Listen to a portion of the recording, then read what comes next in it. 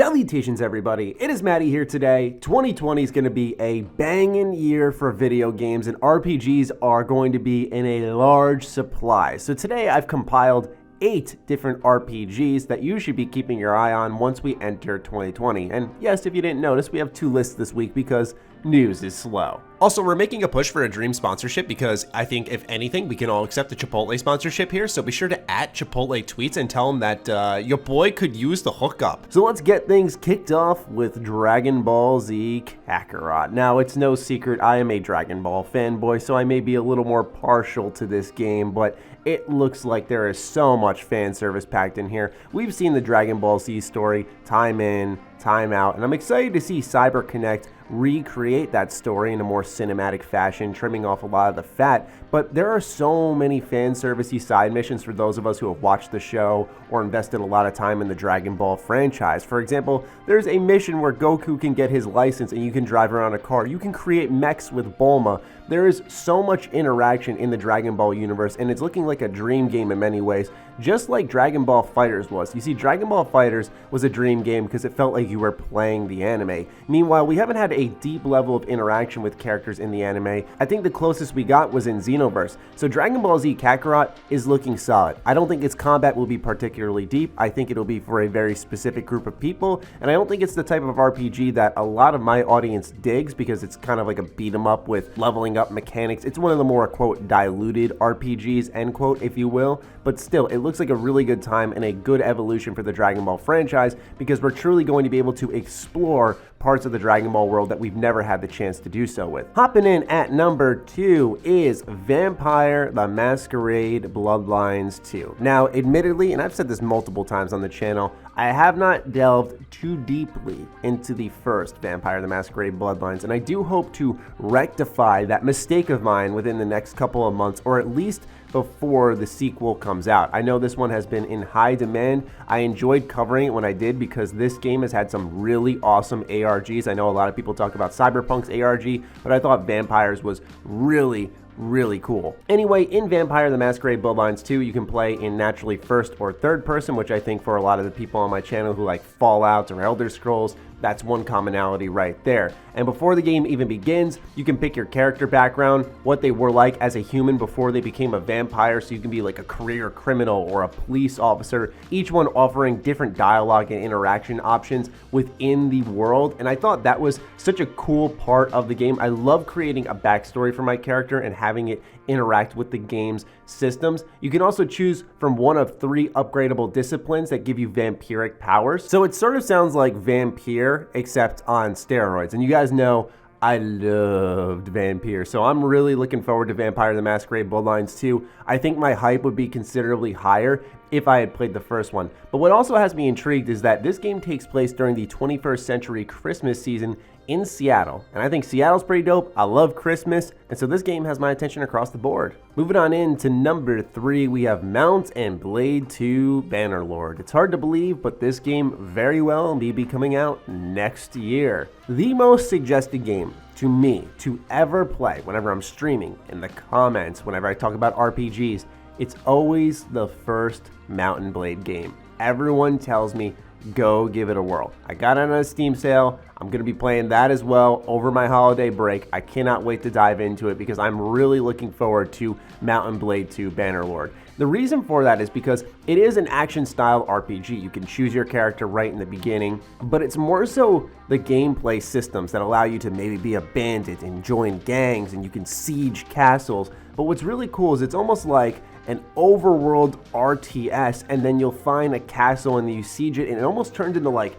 Star Wars Battlefront in a way, or Lord of the Rings Conquest, like those style of games. And the combat looks serviceable. There's so many systems in place with this game. It's sort of what we really liked about Kingdom Under Fire from all those years ago. It just blends 2 genres together, and it's like, wait, hold on, this works? So Mount and Blade 2 is sort of a coming of age title. People have been waiting a very long time for it, but it also looks excellent. Number 4, we don't need to sit on this one any longer, is Cyberpunk 2077. I imagine for a lot of RPG fans, they at the very minimum have their eyes on this game. Maybe they're not as hyped as the internet leads you to believe, but it's very apparent that this game can be excellent. It's an open-world, first-person shooter created by the makers of The Witcher 3, and so naturally you have some great talent behind there. According to developers on Cyberpunk 2077, they actually have shortened some of the length of the game compared to The Witcher 3 in order to make it more replayable, which as an RPG fan is music to my ears. I don't need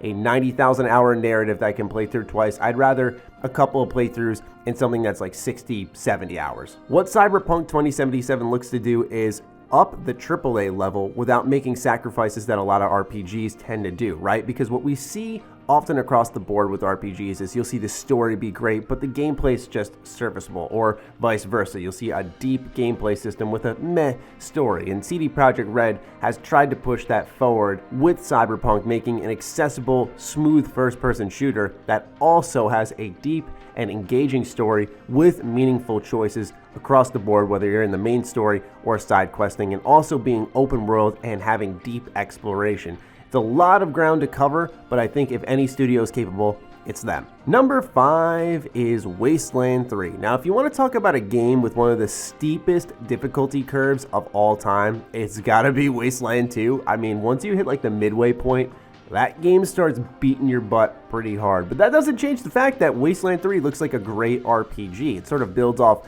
a lot of what Wasteland 2 was doing, but it looks like it has a bigger budget. So the cutscenes look better, dialogue looks better. Of course, choices are going to be very prevalent. And for those of you out there who are Fallout fans, and by Fallout fans, I mean old school Fallout fans, you like Fallout 1, 2, maybe a little bit of tactics in your life, you're going to really like Wasteland, or you're going to appreciate it. If you can tolerate isometric RPGs, this game is right up your alley. Like I said though, it's pretty difficult, but it's also going to be published by Microsoft, and I imagine because of their budget, this game got a good boost. So it's one that may sneak up on people and really surprise them. Number 6 is another one I don't need to sit on any longer because it's pretty obvious. Final Fantasy VII Remake. This one I'm sure a lot of us also have our eyes on, but my goodness does it look good, and I need an excuse to talk about it. I am so excited for Final Fantasy VII Remake. For me, the way I know this game really stands the test of time is the first time I played Final Fantasy VII was in 2012 on a PC, right? I was just told by a friend, hey, it's a pretty good game, give it a shot. It was like $8 on Steam.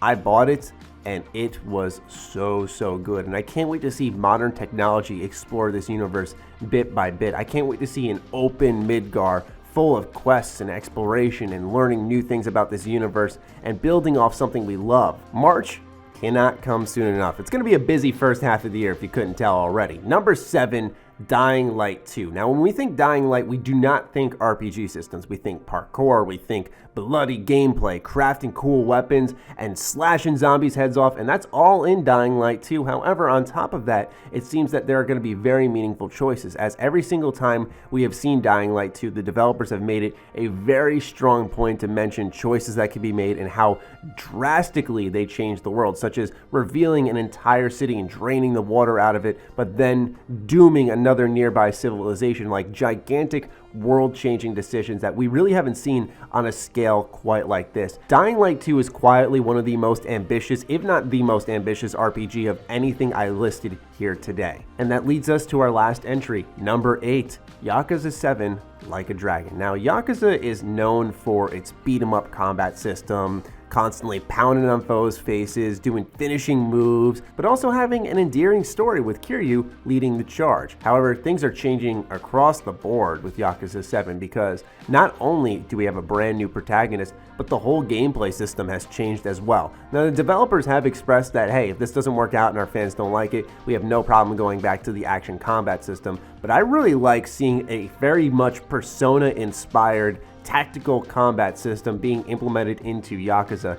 It looks fun, it looks flashy, it looks thought-provoking. That's all you can ask for from a strategic RPG. And RPG elements are not a stranger to the Yakuza franchise. As you beat foes up, you can upgrade your character, getting all types of moves. And I imagine this shift will allow the developers to experiment with even more crazy stuff. I mean, you could even use like Final Fantasy-esque summons through your cell phone. I mean, this game is so off the walls. It honestly reminds me of South Park in a way when it comes to its combat. Anyway, ladies and gentlemen, those were 8 RPGs in 2018 that I personally think you should keep your eye on. Obviously, when people watch this video later on, maybe the list could be bigger or include different entries. But it's not even 2020 yet. There's so many games yet to be revealed. Like, I imagine Microsoft will reveal Fable 4, and that would instantly go on this list here today. Also, a quick reminder that this list is not in some type of order of what I'm most excited for or anything. It's just 8 RPGs in 2020 I think you should keep your eye out for. So I'd love to hear from you. What other RPGs are you looking forward to? Fire away in the comments down below. Other than that, follow me on Twitter, follow me on Instagram. Those links are in the description down below. Big thank you to the patrons for participating always, and we're trying to really push for a Chipotle sponsorship on the Ham Radio podcast, so be sure to send them a tweet if you don't mind. Do consider supporting my Patreon as it fuels all the content I create here. Stay sexy, stay active. I love you all.